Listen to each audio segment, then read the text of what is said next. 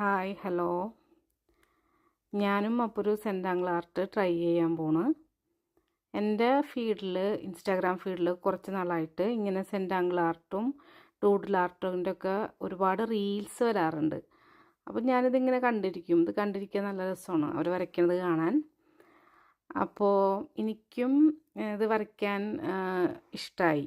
അപ്പോൾ അവരിങ്ങനെ പറയും, വരയ്ക്കാൻ അറിയാത്ത ആൾക്കാർക്കൊക്കെ ഇത് വരച്ച് നോക്കാം, എല്ലാവർക്കും വരയ്ക്കാൻ പറ്റും. അപ്പോൾ എനിക്ക് വരയ്ക്കാനൊന്നും ശരിക്കും അറിയില്ല. ഞാൻ അങ്ങനെ വരയ്ക്കാത്ത ഒരാളാണ്. പക്ഷെ എനിക്കിത് ഇങ്ങനെ വരയ്ക്കണമെന്ന് തോന്നി ഇതൊക്കെ കണ്ടിട്ട്.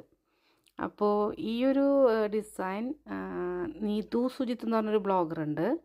അപ്പോൾ ആളുടെ ഇൻസ്റ്റാഗ്രാമിൽ ഒരുപാട് ഇങ്ങനെ ഡൂഡിൽ ആർട്ടും സെൻറ്റാങ്കിൾ ആർട്ടും ഒക്കെ ചെയ്തിട്ടുള്ള വീഡിയോസ് ഉണ്ട്. അപ്പോൾ ഈ ഒരു വീഡിയോ എനിക്ക് ഭയങ്കര ഇഷ്ടമായി. അപ്പോൾ ഞാനിതൊന്ന് ട്രൈ ചെയ്യാമെന്ന് വെച്ചിട്ടാണ് ഇത് ചെയ്യുന്നത്. അപ്പോൾ ആളുടെ ഇൻസ്റ്റാഗ്രാം പേജിൽ പോയി നോക്കിയാൽ നിങ്ങൾക്ക് കാണാൻ പറ്റും ഒരുപാട് എന്താ പറയുക സെൻറ്റാങ്കിൾ ആർട്ടിൻ്റെയും ഡൂഡിൽ ആർട്ടിൻ്റെ ഒക്കെ വീഡിയോ.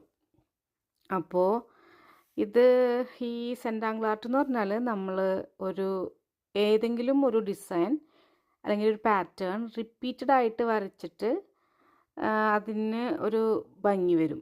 അപ്പോൾ അതിനെയാണ് ഈ സെൻറ്റാങ്കിൾ ആർട്ട് എന്ന് പറയുന്നത്. ഈ ഡൂഡിൽ ആർട്ട് എന്ന് പറഞ്ഞാൽ നമ്മൾ പണ്ട് സ്കൂളിലൊക്കെ പഠിക്കുമ്പോൾ ക്ലാസ് എടുക്കുമ്പോൾ ശ്രദ്ധിക്കാണ്ടിരിക്കുമ്പോൾ നമ്മൾ എന്ത് ചെയ്യും, ബുക്കിൻ്റെ ബാക്കിലൊക്കെ എന്തെങ്കിലുമൊക്കെ കുറിച്ച് വരയ്ക്കില്ലേ, തോന്നിയതുപോലൊരു പ്ലാനൊന്നും ഇല്ലാണ്ട് പൂക്കളോ അല്ലെങ്കിൽ സൂര്യൻ അങ്ങനെയൊക്കെ വരയ്ക്കുന്നതിനാണ് ഡൂഡിൽ ആർട്ട് എന്ന് പറയുന്നത്. സെൻറ്റാങ്കിൾ ആർട്ട് എന്ന് പറഞ്ഞാൽ ഇങ്ങനെ ഒരേപോലത്തെ പാറ്റേൺ വരയ്ക്കുന്നത്. അപ്പോൾ ഇത് ലാസ്റ്റ് ഇതിൻ്റെ ഒരു റിസൾട്ടാണത് ഞാൻ വരച്ചിട്ട്.